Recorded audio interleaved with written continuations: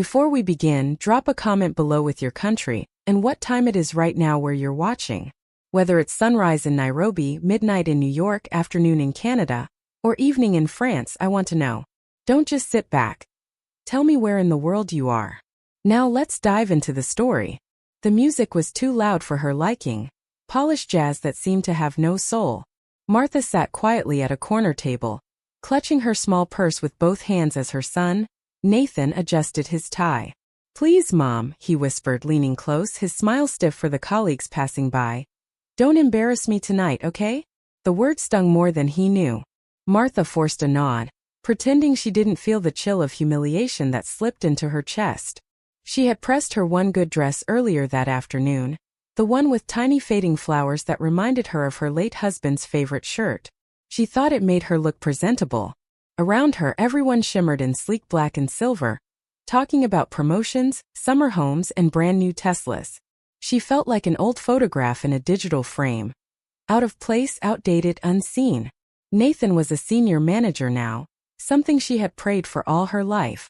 She'd cleaned houses for 27 years to keep him in school, her hands raw from bleach, her knees aching from scrubbing other people's floors. Tonight was supposed to be her chance to see him shine.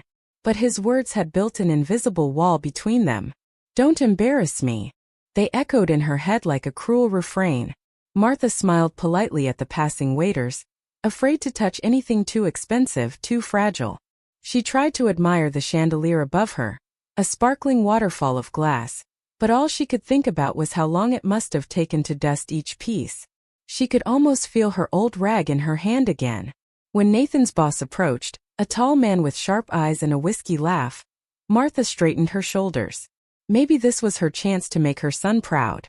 "Well, Nathan," the boss said, clapping her son's shoulder, "you never told me your mother was joining us tonight." His tone was friendly, maybe even curious, but Nathan's smile tightened. "Yes, sir," he said. "She, insisted." A polite lie. Martha smiled anyway, the way mothers do when they see their children lie to survive. The boss turned to her, his expression softening. "Mrs. Callahan, it's wonderful to meet you. I've heard great things about your son." "Oh, he's always been a hard worker," Martha replied, her voice trembling slightly. "Ever since he was a boy, always dreaming big." The boss chuckled. "Well, he's doing well here. You must be proud." She nodded, feeling warmth return to her chest, until the boss added casually, "And that house of yours, Nathan, beautiful place. Did you buy it recently or inherit it?" Nathan froze. The air between them thickened. Martha looked at her son, his jaw tightening as he tried to form words. Well, it's complicated," he muttered, his voice barely audible over the music. The boss laughed again. "Complicated, huh? That's what everyone says when they've got a good deal." Then his curious eyes turned to her. "So tell me, Mrs. Callahan, did he grow up around here?" She smiled faintly, her heart pounding now, the truth pressing against her throat. "No," she said softly. "We didn't always have much. But when Nathan got his first job, he promised he'd get us a better home. I didn't want to burden him, so I used my savings, the ones I'd kept from cleaning houses all those years, to help him buy that place." The laughter around them quieted. The boss raised an eyebrow, his glass halfway to his lips. Nathan's face drained of color. For a moment time seemed to stop. The chatter in the room turned into a low hum, like a distant wave retreating from shore. Nathan looked at her with panic in his eyes, ashamed, small, and suddenly very young again. The boss set his drink down slowly. "So your mother bought the house?" he asked, almost in disbelief. Martha didn't answer right away. She just smiled gently, as if forgiving him for every bruise pride had left between them. "We bought it together," she said finally. "A mother's hands and a son's dreams, they can build more than walls." The boss nodded, impressed, his gaze softening toward her. "That's real loyalty," he said. Nathan tried to speak, but the words wouldn't come. Martha simply looked down at her trembling hands, remembering all the years those hands had scrubbed, stitched, and prayed. And for the first time that night, she didn't feel embarrassed at all. The next morning, sunlight filtered through Martha's kitchen curtains, soft and gold like forgiveness. She sat by the window, stirring her coffee long after it had gone cold, watching the neighborhood joggers and dog walkers pass by. The night before still replayed in her mind. The sharp sting of Nathan's words, the awkward silence when the truth slipped out, and the look on his face when his boss realized who had really paid for the house. Martha sighed, "This sounds small and tired. I never wanted to shame him," she murmured to herself. "I only wanted him to be proud." Her fingers traced the rim of her chipped mug, the same one she'd used since the year her husband, Patrick, died. She could still hear Patrick's voice teasing her. "You saved that mug like it's gold, March." She'd saved everything back then. Every penny, every receipt, every promise she made to a boy who once swore he'd buy her the world. Back then they lived in a cramped duplex near the edge of town. The kind of place where you could hear your neighbors argue through the walls. Nathan was 8 when Patrick passed. A sudden heart attack on a Tuesday morning that smelled of coffee and rain.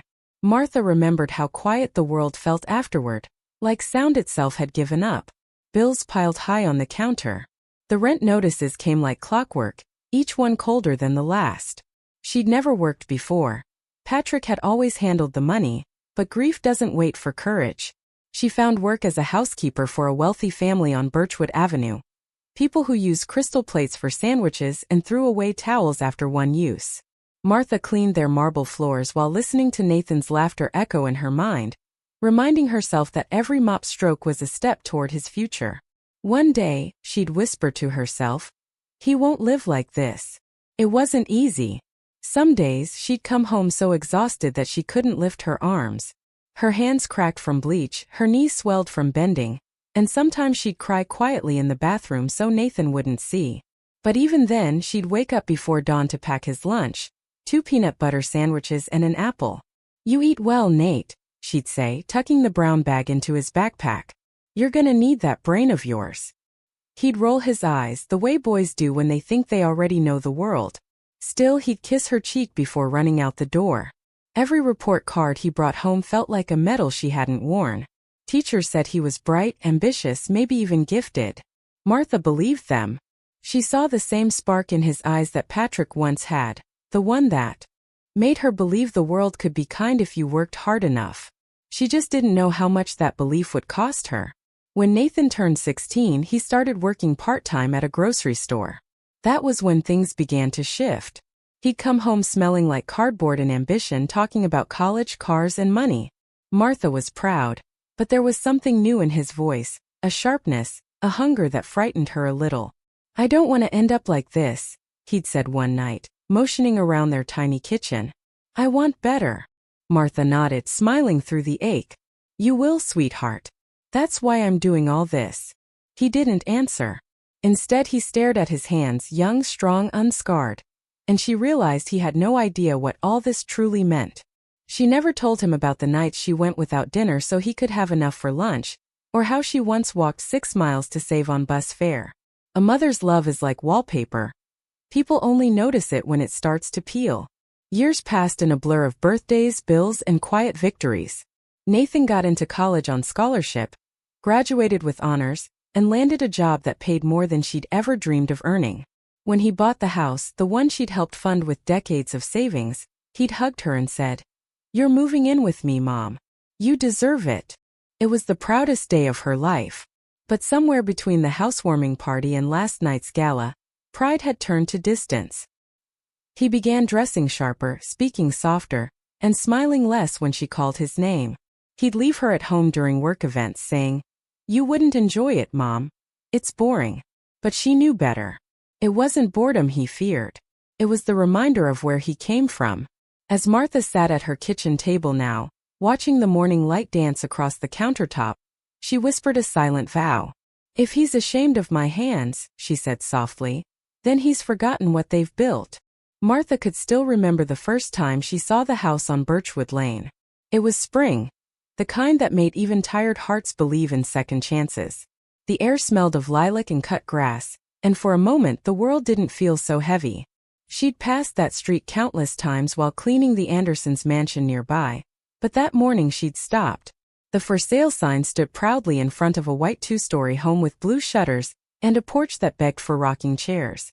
"One day," she whispered, resting a hand against the fence, "that's where Nathan's children will play." It wasn't grand, not like the mansion she scrubbed for a living, but it was sturdy and full of promise. A home like that could hold laughter, could hold peace. At least, that's what she told herself as she walked to the bus stop, her palms still smelling faintly of lemon polish and daydreams. Weeks later, Nathan came to visit with a smile wide enough to make her forget the years of struggle. "Mom," he said, dropping onto the couch beside her, "I found the perfect house." Her heart leapt before he even showed her the photo. And there it was, the White House on Birchwood. Her throat tightened. "Oh, Nathan. It's beautiful. It's close to work, great schools, safe neighborhood," he continued, his voice full of pride. "Only problem is the down payment. I'm a little short." He said it casually, like asking for sugar, but Martha heard the weight behind the words. She looked at him, the same boy whose shoes she'd once patched with duct tape, now wearing a crisp shirt and ambition in his eyes, and she didn't hesitate. "I can help," she said. Nathan blinked. "Mom, no, you've done enough." But she'd already made up her mind. Mothers don't count the cost when they see their children's dreams in reach. That night, she opened the small metal box under her bed, the one she'd kept locked since Patrick died. Inside were envelopes, neatly labeled with years: 2005, 2008, 2011. Each one was a chapter of sacrifice. Money saved from cleaning jobs, from skipping meals, from turning down new shoes. She'd never told Nathan how much she'd tucked away, afraid he'd insist she keep it for herself. But as she counted the bills under the soft hum of her bedside lamp, tears blurred her vision. "This is what it's for," she whispered. "Not for me." The next morning, she handed him the envelope across their kitchen table. Nathan stared at it, confused. "What's this?" "The down payment," she said softly. "Take it before I change my mind." He laughed, shaking his head. "Mom, that's crazy. So is letting your dream slip away," she replied. And for a moment, his eyes glistened with something she hadn't seen in years: gratitude. When the sale went through, Martha stood in front of that house and felt taller than she'd ever felt in her life. The realtor handed Nathan the keys, and he turned to her with a grin. "We did it, Mom." "We." That single word filled her with light. The porch smelled of fresh paint, the windows sparkled in the sun, and inside, she saw a reflection of every prayer she'd whispered into her mop bucket. She picked a small bedroom near the back of the house, simple, cozy, hers. "It's perfect," she said. But soon the rhythm began to change. Nathan hosted dinner parties where she felt invisible, bought new furniture she was afraid to sit on, and started calling her mom less and mother more. When she'd ask if he needed help with chores, he'd say, "Just relax, okay? I don't want guests thinking you're the maid." The words were meant to be kind, but they landed like stones. As months turned into years, the house became less of a home and more of a showcase. Martha rarely invited her friends over, afraid they'd sense the chill that lingered between her and her son. Still, every time she walked down Birchwood Lane, she reminded herself that her sacrifices had built something real, even if she wasn't always welcome inside its pride. Some nights, when the house was quiet and Nathan was away on business, she'd sit on the porch and rock slowly, watching the lights of other homes flicker on. She'd imagine Patrick beside her, smiling that proud, weary smile. "You did good, Mar," she'd hear him say. And even when tears filled her eyes, she'd smile back into the night. "Maybe one day," she'd whisper, "he'll remember." For now, she clung to the porch's steady rhythm, the echo of hope in every creak, and the quiet knowledge that love, real love, doesn't need recognition to exist. It started small, barely noticeable at first. Nathan began coming home later and later, his cologne stronger, his voice quieter. He'd breeze through the door with a distracted smile, kiss her cheek, and retreat to his office before she could ask how his day went. Martha would sit at the kitchen table, her dinner growing cold, pretending she didn't notice the untouched plate she'd set for him. On weekends, he'd host colleagues, people with sleek hair and polished laughter, who called her ma'am in the same tone they used for waitresses. She'd stand at the edge of conversations, holding a tray of hors d'oeuvres she hadn't been asked to make, her smile tight and polite. Nathan would laugh a little too loud when they teased him about his humble beginnings. Sometimes he'd glance her way, almost apologetic, but the moment would pass. Pride was a clever thief. It stole small things first: shared dinners, soft jokes, Sunday walks, until all that was left was silence wearing a smile. Martha noticed the change in his voice when he spoke to her on the phone, too. It was always rushed, distracted, threaded with polite impatience. "Mom, I'm in a meeting," he'd say, his words clipped. Or, "Can we talk later? I'm swamped." Later rarely came. When it did, he'd talk about the markets, the company's expansion, his new car. She'd listen quietly, nodding even though he couldn't see. She didn't understand much of what he said, but she understood the tone, the one that said he was moving ahead and she was standing still. One afternoon, she called just to tell him the roses she'd planted out front had bloomed. "That's great, Mom," he said. "Listen, I've got to run." The line clicked before she could say goodbye. She sat there holding the phone to her ear long after the dial tone faded, whispering the word he hadn't stayed to hear. Goodbye. Still, she didn't complain. Mothers don't. She cooked his favorite meals on weekends, ironed his shirts, and kept the house spotless. She told herself that love doesn't ask for thanks. It just gives. But sometimes, late at night, she'd open the old photo album she kept under her bed. The pages were yellowed, the corners bent from years of being touched by memory. There was one picture she always lingered on. Nathan at 16, his arm slung around her shoulder, both of them laughing, sweat shining on their faces after mowing the yard. He'd written on the back, "For Mom who never lets me give up." She'd traced the words with her fingertip, feeling both proud and wounded. "You were so proud of me once," she'd whisper. "When did that stop?" The house creaked in response, old wood settling like bones remembering youth. Outside, a car passed, its headlights sweeping across the walls like ghosts of moments gone too soon. The day she realized he was ashamed of her came on a Saturday afternoon. He'd asked her not to wear her house clothes when his friends came over. "It's just, they're from work, Mom. I want things to look professional." She'd laughed it off. "Professional? Honey, it's a backyard barbecue, not a board meeting." But he'd only smiled stiffly and said, "Please." So she changed, pressed slacks, a neat blouse, a cardigan she thought looked elegant. When his friends arrived, she greeted them kindly, but Nathan barely introduced her. "That's my mom," he muttered, already turning back to his friends. They laughed and poured drinks while she stood at the edge of the patio, invisible again. One of the women smiled politely and said, "Your son talks about you all the time." Martha's heart lifted. "Does he?" she asked softly. The woman hesitated. "He says you're very traditional." The word landed like a stone in her chest. That night, Martha sat alone on the porch swing, watching the sky fade from gold to gray.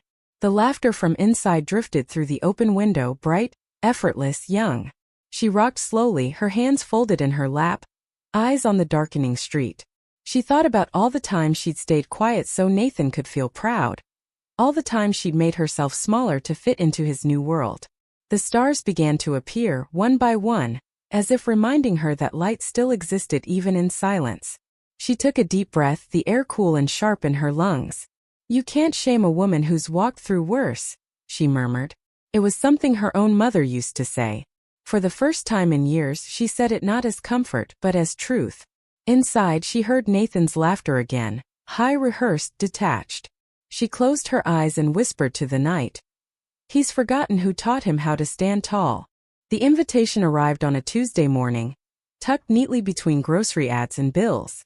The envelope was thick, cream-colored, embossed with gold lettering that shimmered under the kitchen light. "Annual Corporate Gala," it read. "Join us for an evening of celebration and excellence." Martha smiled faintly, running her fingers over the raised print. She'd never been to a gala before. She imagined chandeliers, soft music, people dressed in clothes that whispered instead of spoke. But what caught her breath was the sender's name, Nathan Callahan. Her son. It wasn't handwritten. It was printed like everyone else's. Still, her heart lifted. Maybe he wanted her there. Maybe this was his way of saying "I remember." She placed the invitation on the counter beside her coffee mug, staring at it as if it were a letter from the past. The clock ticked softly, marking time she didn't want to move. For the first time in months she felt needed again, even if only for one night. When Nathan called that evening, his tone was casual, almost too controlled. "Hey Mom," he began. "So about that invitation, you got it?" "I did," she said, her voice bright. "It looks so fancy.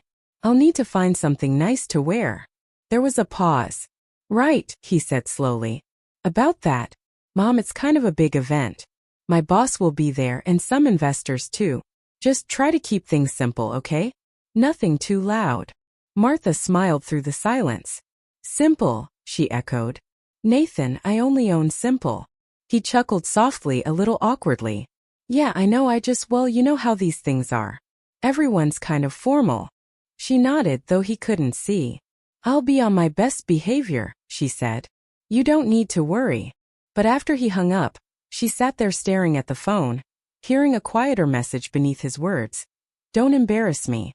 The following days were spent in quiet preparation.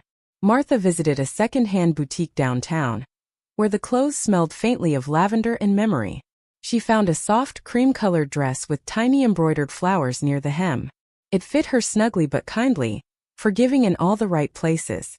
The shop owner, a kind woman with silver hair, smiled when Martha turned before the mirror. You look beautiful, dear, she said. That color was made for you. Martha blushed, smoothing the fabric. It's for my son's company event, she said. He's done so well for himself.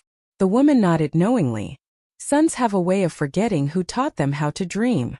The words lingered like perfume long after Martha left the shop. That evening she ironed the dress carefully, her movements slow and deliberate. She even polished her shoes, the same pair she'd worn to Nathan's graduation years ago, the day she thought pride could never turn into pain. The night of the gala arrived wrapped in soft rain. Martha stood by the window, watching the water streak down the glass like liquid silver. She felt the faint tremor of nerves, the kind that comes when hope and fear share the same heartbeat. Nathan arrived right on time, handsome in a charcoal suit that looked expensive enough to belong to another world. You look nice, Mom, he said quickly, eyes flicking from her cardigan to her shoes. Very classic. She smiled, taking it as a compliment even though his tone was unsure. The drive to the event was quiet. Streetlights flashed across their faces, light, dark light, like a film reel replaying all the years between them. Martha watched the rain smear the city skyline and thought of Patrick. You'd be proud, she whispered inside. Our boy made it.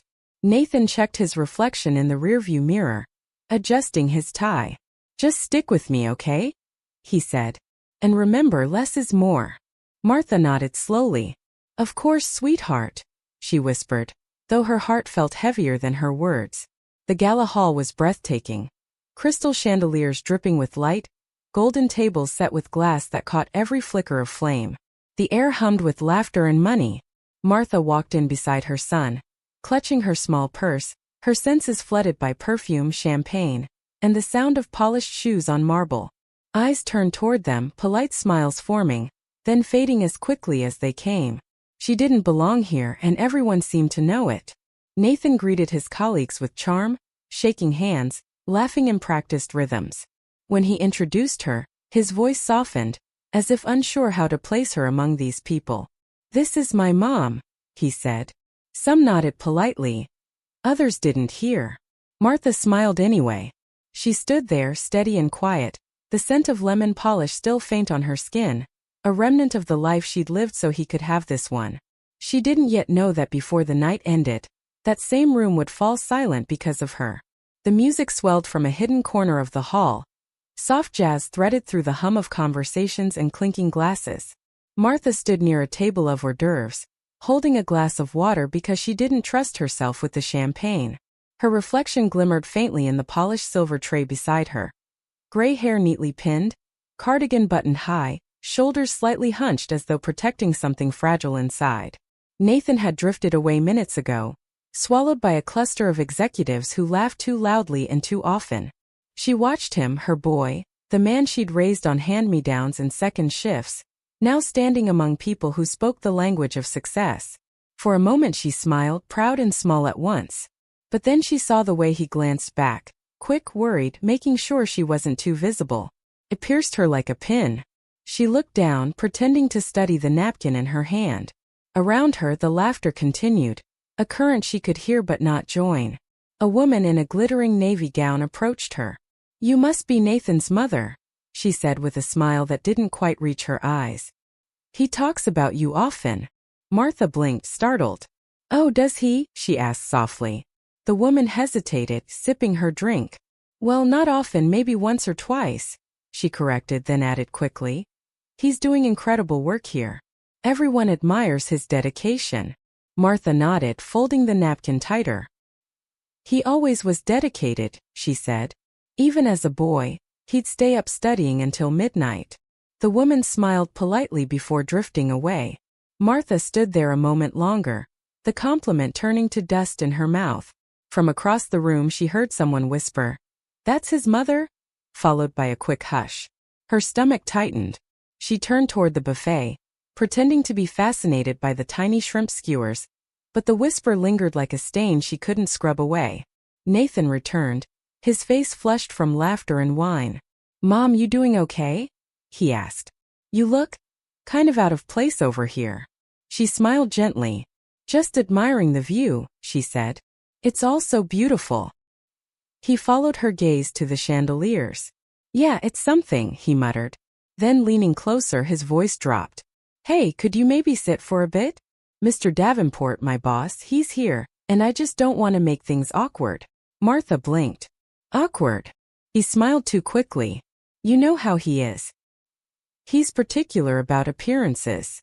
Her chest tightened, but she nodded. "Of course, dear." She made her way to a corner table near the back, her steps slow but steady. She could feel the heat of shame rising in her face, though she didn't know why. She'd raised this boy alone, given him everything. Now she sat apart, invisible on purpose, the hum of the room fading until all she could hear was her own heartbeat echoing softly in her ears. At her table, a small group of older guests chatted nearby, retired board members, their laughter warm but tired. One of them, a man with kind eyes, turned toward her. "You're Nathan's mother, aren't you?" he asked. She smiled. "Yes, I am." "Fine young man," he said, nodding. "He told me about the house he bought last year. Beautiful place near Greenfield. That's quite an accomplishment at his age." Martha's hands tightened around her glass. "Yes, it is," she said quietly. "He worked very hard for it." The man chuckled. "And he said you helped him with the down payment. That's rare these days. Not many parents could do that." Martha's breath caught, her heart pausing mid-beat. "He said." "I did." The man nodded. "Generous of you."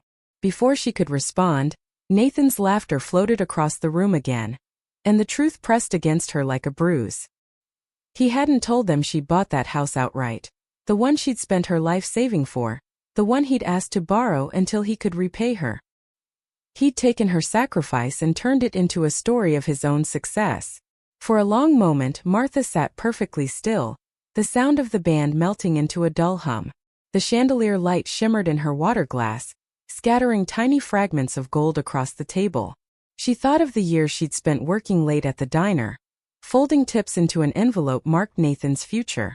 She remembered patching his coat, whispering prayers into the dark so he'd never feel the weight she carried. And now this. A son ashamed of the hands that built his life. Her throat ached, but she forced a smile as the older man raised his glass to her. "You raised him right," he said warmly. "You must be proud." Martha's voice trembled when she answered. "Yes," she whispered. "I am proud." But in that moment, pride felt like a stranger wearing her son's name. She turned her gaze toward him across the room, his easy laugh, his confident stance, and she knew something deep inside her was changing. Slowly, painfully, the part of her that stayed quiet for love began to wake. The night deepened, the air in the hall growing heavier with perfume, wine, and the hum of moneyed laughter. Martha sat quietly at her table, watching her son glide between conversations like a man who had mastered every performance but honesty. She felt small but not invisible, more like a shadow that still remembered light. Across the room, Nathan's boss, Mr. Davenport, stood with his arm around a younger associate, his silver hair gleaming under the chandelier. He had the kind of presence that filled a room without speaking. Martha didn't know him, but she recognized his type, the men who saw the world as a ladder and people as rungs. Nathan approached him with a practiced grin, shaking hands, nodding at every word. She couldn't hear them, but she could read his face. He was eager, flattering, careful. The way he used to be when he wanted something as a boy, except back then it was her approval he sought. Now she was the reminder of a story he no longer wanted to tell. From where she sat, Martha could see Mr. Davenport gesture toward her table. Nathan stiffened, his smile faltering just slightly. She watched him laugh it off, then straighten his tie and walk toward her. Each step echoed like a clock counting down. He leaned in close, keeping his voice low. "Mom, Mr. Davenport wants to meet you," he whispered. "But please just be polite, okay? Don't mention, the past. Just say you're retired or something." Martha blinked, her chest tightening. "Retired?" she asked softly. "Nathan, I'm still working at the diner." He winced. "I know, but it's not a big deal. Just for tonight, okay?" His words trembled with impatience, but underneath was something else, fear. The fear of being seen without the shine. Martha nodded slowly, her fingers brushing the edge of her cardigan. "All right," she said, her voice calm. "If it means that much to you." But as he walked away, her heart whispered something different. "If it means losing who I am, it means too much." Mr. Davenport approached with the easy confidence of a man accustomed to being admired. "Mrs. Callahan," he said warmly, extending his hand. "Your son speaks very highly of you." Martha took his hand, her grip firm but gentle. "That's kind of him," she said. "He's always been good with words." Davenport chuckled. "He tells us you're the one who taught him discipline. Said you worked in finance for a while before retiring." Nathan stood beside him, smiling tightly, eyes pleading silently for her to play along. Martha's lips parted, her heartbeat loud in her ears. She could have nodded and let the lie live, but something inside her broke its silence. "Finance," she said softly. "No, I worked in a diner. 42 years. Morning shift mostly. That's how I paid for Nathan's schooling." Davenport's brow lifted in surprise. "The diner? My goodness." He glanced at Nathan, who froze, color draining from his face. "That's quite a story," Davenport said politely, but there was a flicker of curiosity there, one that Nathan couldn't control. The truth had entered the room, and it refused to leave. The silence that followed wasn't loud, it was worse than that. It was cold. Nathan tried to recover, laughing too hard, too fast. "Yeah, Mom likes to joke about that," he said. "She means she managed the diner's accounts." But Martha shook her head gently. "No, sweetheart," she said, her voice steady. "I poured coffee and washed dishes. Sometimes I worked double shifts so you could have lunch money. There wasn't much to manage except making sure the lights stayed on." Davenport's eyes softened, his expression shifting from polite curiosity to genuine respect. "That's remarkable," he said quietly. "You must be proud of him." Martha smiled faintly. "I am. But tonight I think I'd like him to be proud of me, too." The words hung there like sunlight breaking through clouds. Nathan's jaw tightened. "Mom," he hissed under his breath. "Please stop." But she didn't. She'd been quiet long enough. The sound of her voice felt like reclaiming a name she'd forgotten belonged to her. The music shifted, slower now, softer. Conversations buzzed in low tones, but Martha heard nothing except the sound of her own pulse, steady and alive. Davenport nodded respectfully before excusing himself, murmuring something about resilience and admiration. Nathan stood there, his mask cracked, staring at her as if she'd ruined something fragile. "Why do you have to say that?" he asked, voice trembling with restrained anger. Martha looked up at him, her eyes tired but kind.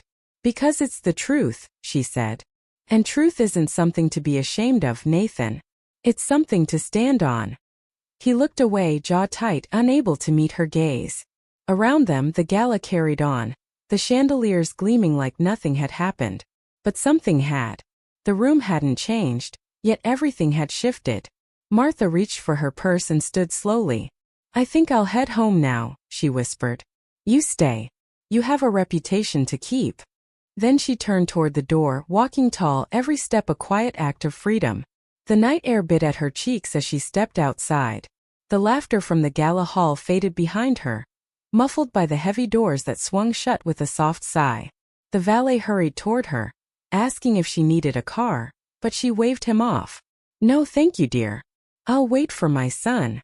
She stood there under the glow of the streetlights, their pale halos flickering against the wet pavement. Her reflection shimmered faintly in the puddles. An old woman in a cream dress, her cardigan buttoned to the top, her heart heavy but unbroken. She thought of all the time she'd waited for Nathan. Outside classrooms, outside job interviews, outside the hospital when he broke his arm at 8. Waiting had always been part of motherhood. But this felt different. This waiting wasn't for her child. It was for her own peace. Behind her, the music swelled again as if mocking her silence. She closed her eyes and breathed, tasting the faint trace of rain in the cold air. For the first time that night, she didn't feel embarrassed. She felt awake. A few minutes later, Nathan appeared, his expression strained, his movements sharp. "Mom," he said, his voice low. "What was that back there?" She turned to face him, the streetlight glinting off her glasses. "That," she said softly, "was honesty." He sighed, running a hand through his hair. "You don't get it, do you? These people, they judge. I've worked so hard to build something and you—" "And I what?" she interrupted gently. "Told the truth? You're ashamed that I worked hard for you, Nathan? That I washed plates so you could eat from gold ones?" He looked away, jaw tightening. "You just don't understand how the world works now." Martha smiled faintly, though her heart hurt. "Oh, sweetheart, I understand perfectly. You're just afraid they'll see where you came from. But I see where you're going. And I don't like it." Her words hung between them, quiet but heavy. For the first time in years, she wasn't the one shrinking to fit his comfort. She was standing her full height, small in body but vast in truth. The drive home was silent except for the hum of tires on wet asphalt. City lights streaked past the window like memories she couldn't catch. Nathan gripped the steering wheel tightly, his knuckles pale. Martha sat with her hands folded in her lap, watching the rain trace soft trails down the glass. The silence between them wasn't empty. It was thick, full of everything unsaid. After a while she spoke quietly. "Do you remember when you were little, and we'd drive home from your school plays? You'd sit in the back seat, telling me every line you remembered, every laugh you got." Nathan didn't answer, eyes fixed on the road. "I used to look at you in the rearview mirror and think, he's going to make it. And you did." She paused, her voice trembling just a little. "But somewhere along the way, you forgot that the people who love you most aren't impressed by how far you've gone. They're proud because they know how far you've come." Nathan swallowed hard, his throat moving but no words forming. The wipers thudded rhythmically. Left, right, left, like a tired heartbeat marking time. They pulled into her driveway, the porch light flickering dimly against the darkness. The house looked smaller now compared to the one Nathan bragged about at the gala, but it was warm, honest, alive. "You can go," she said gently, unbuckling her seatbelt. "I'll be fine." He turned to her, his face caught between pride and guilt. "Mom, I didn't mean to hurt you," he said softly. She nodded, reaching for the door handle. "I know," she whispered. "You meant to hide me. But it hurts just the same." She stepped out into the drizzle, the cold rain soft against her face. Before closing the door, she leaned in one last time. "You don't have to pretend for them, Nathan. Not for your boss, not for your friends. The truth isn't ugly, it's earned." Then she shut the door gently and walked toward her front steps, her shoes clicking softly on the wet pavement. Nathan stayed there for a long moment, engine idling, his eyes on her silhouette. For the first time she didn't turn around to wave goodbye. Inside, the house greeted her with the scent of lavender and thyme. She hung her cardigan by the door, her fingers trembling slightly. The quiet felt different now. Not lonely but sacred. She walked into the small living room and sat down on her old floral couch, the spring sighing under her weight. On the wall, pictures of Nathan through the years stared back at her. His graduation cap, his first job, his wedding day. She smiled sadly, tracing the frame with her fingertip. "I did my best," she whispered to the room. "And that has to be enough." Outside, a car door slammed. She peeked through the curtain and saw Nathan standing in the rain, staring at her porch light. He didn't move for a while, then finally drove away. Martha turned off the lamp beside her. The room bathed in soft moonlight. Her heart hurt, but not the way it used to. It wasn't the ache of loss anymore. It was the ache of letting go, of choosing her dignity over her silence. And in that quiet house, she felt something she hadn't in years: peace. The week after the gala was thick with silence. Martha went about her days as if nothing had changed, wiping counters at the diner, refilling coffee cups, smiling at familiar faces. But something had changed. Inside her, a quiet dignity had taken root, steady and unyielding. Each morning, she tied her apron and reminded herself that truth didn't need defending. It simply needed standing by. She didn't hear from Nathan, not a call, not a text. And though part of her missed his voice, another part was relieved. Sometimes peace comes dressed as distance. One afternoon, as she was sweeping near the window, a sleek black car pulled up outside. Nathan stepped out, dressed in his work suit, his shoulders slumped. He looked smaller somehow, like the boy she used to tuck into bed after nightmares. The bell above the door jingled as he entered, and every head in the diner turned toward him. Martha smiled faintly, wiping her hands on her apron. "Afternoon, sweetheart," she said, as if it were just another ordinary day. But nothing about this moment was ordinary. Nathan hesitated at the door, his eyes darting toward the curious faces before finding hers. "Mom," he said softly, "can we talk?"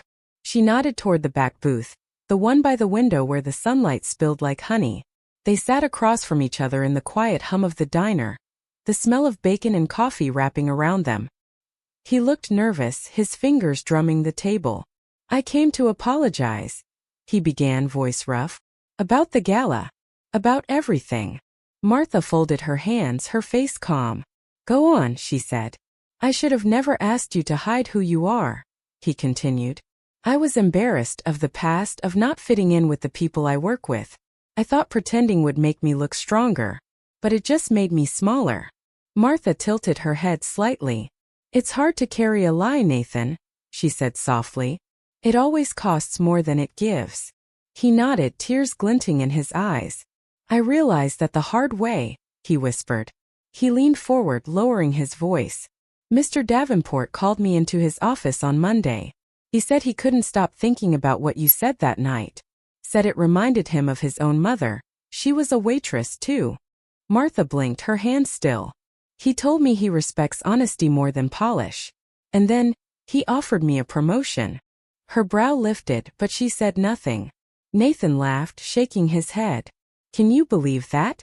I spent years pretending to be someone else, and the moment you told the truth, doors opened that I didn't even know existed." Martha smiled faintly. "That's what truth does, darling. It opens what pride locks."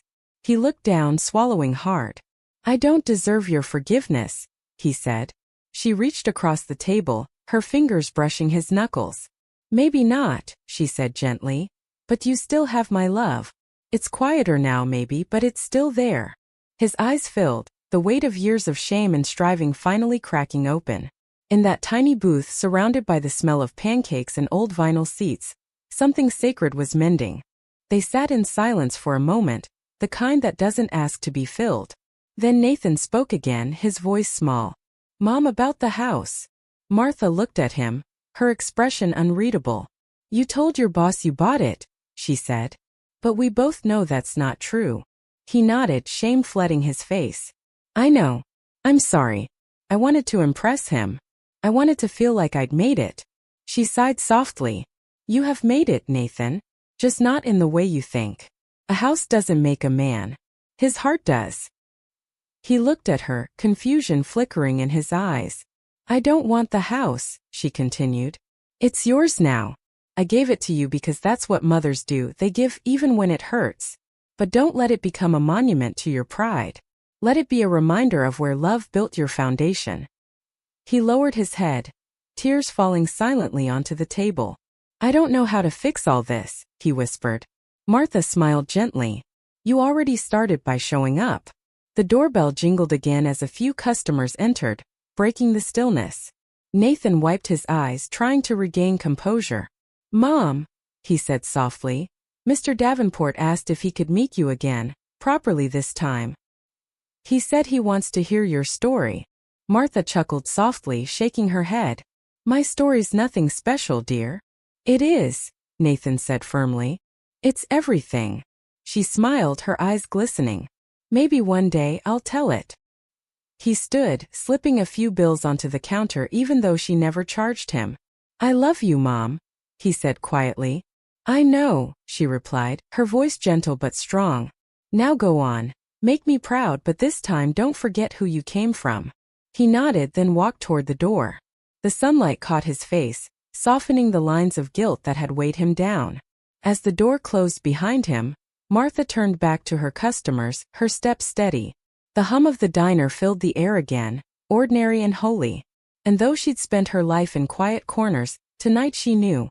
Her voice had finally been heard. Spring crept gently into the suburb.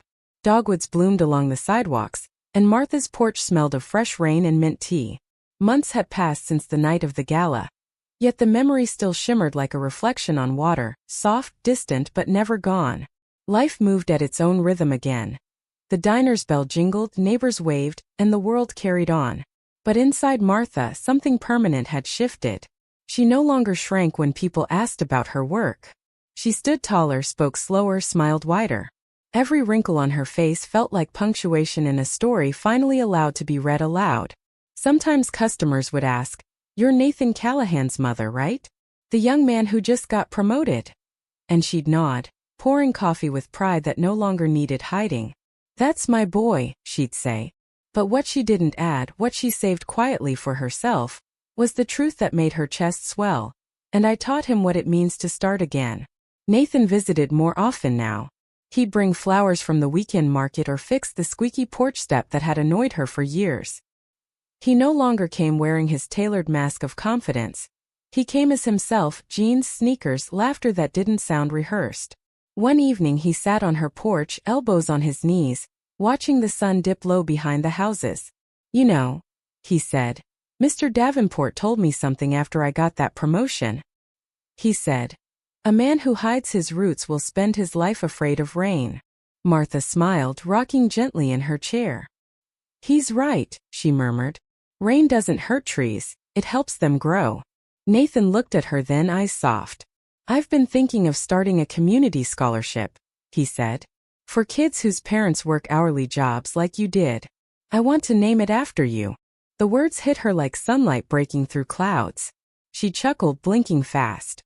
"Well," she whispered, "that would be a first. My name on something that doesn't need scrubbing." Weeks later, the diner hosted a small fundraiser. The sign out front read the Martha Callahan Foundation, building dreams from hard work. Nathan stood beside her at the counter, greeting guests, his suit jacket off, sleeves rolled high. Local news reporters snapped photos of the modest woman, who had raised a son from tips and faith. When one young journalist asked Martha how she felt about her son's success, she smiled gently. "I'm proud," she said. "But more than that, I'm grateful he finally understands that where you come from isn't something to clean away. It's something to carry." The crowd applauded softly, and Nathan's eyes shone.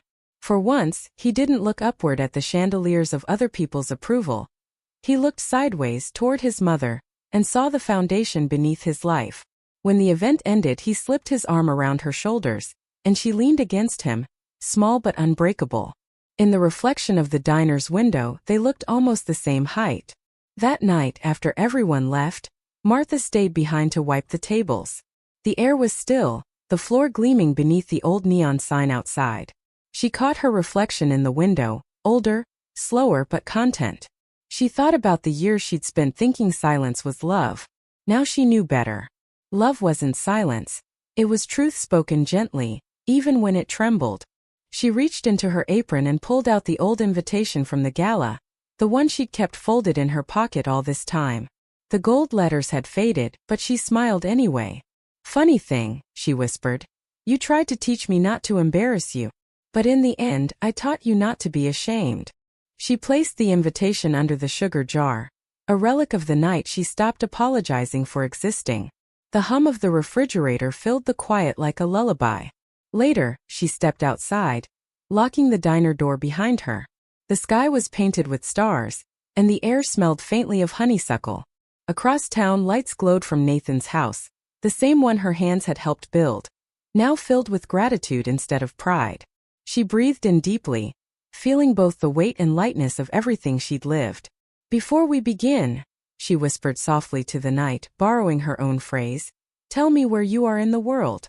She smiled, imagining unseen listeners, other mothers, other sons, other hearts learning when to speak and when to let go. Then she turned toward home, her steps slow but sure, her shadow long across the pavement. The world was quiet, but she could almost hear it, the echo of every woman who'd ever loved fiercely and refused to disappear. And as the wind stirred her gray hair, Martha Callahan whispered one last truth to the darkness. Dignity isn't given. It's kept.